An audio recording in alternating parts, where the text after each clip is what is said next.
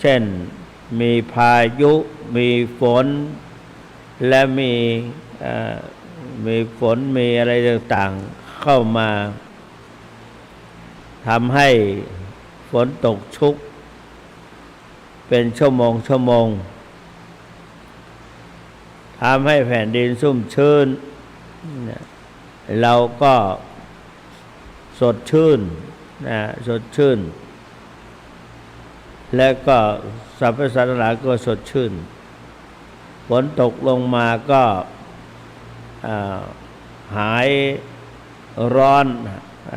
หายเหนื่อย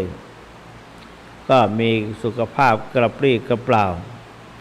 แต่ก็นั่นแหละก็ต้องระวังอะไรต่อไม่อะไรมันก็มีทั้งคุณและโทษ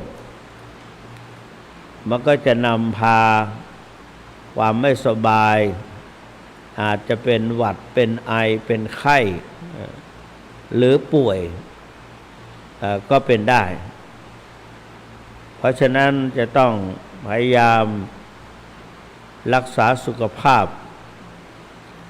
ตลอดถึงอาการเหินเดินย่างอิริยาบถเพราะว่าเป็นทางรื่นทาง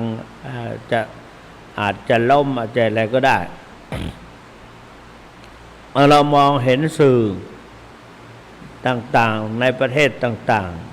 ๆได้รับภัยธรรมชาติและก็ได้ทราบว่าภัยธรรมชาติมาได้อย่างไร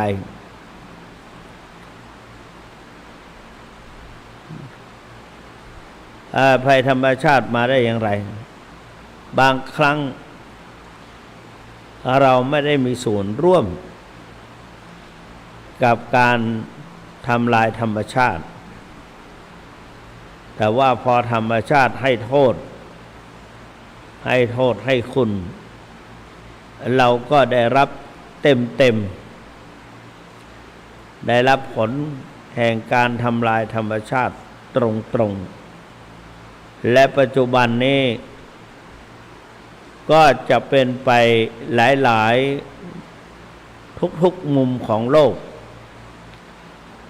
บางทีประเทศที่เราไม่รู้จักไม่เคยได้ยินแต่เมื่อเกิดเหตุของธรรมชาติเกิดขึ้นธรรมชาติผิดปกติเกิดขึ้นข่าวก็จะกระจายไปทั่วโลกไปในทางสื่อต่างๆทำให้เราได้รู้